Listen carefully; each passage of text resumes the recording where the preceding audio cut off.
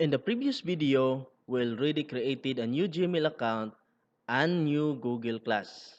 Now, we will familiarize Google Classroom environment. As you can see, in this tab, Stream, you can see all your posts and announcement. And in the Classwork tab, you can order your assignment and activities the way you want the student to see it. When clicking the Create button, you can create or post your class assignment and activities.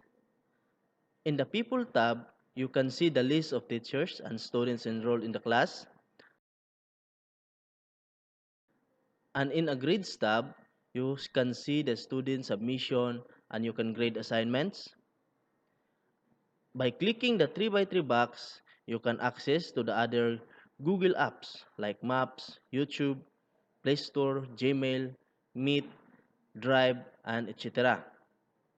By clicking the account icon, you can add another account or manage your account. If you click these three horizontal line, you can access the classroom homepage, calendar, to-do features, list of classes, and in the settings, you can set class notification.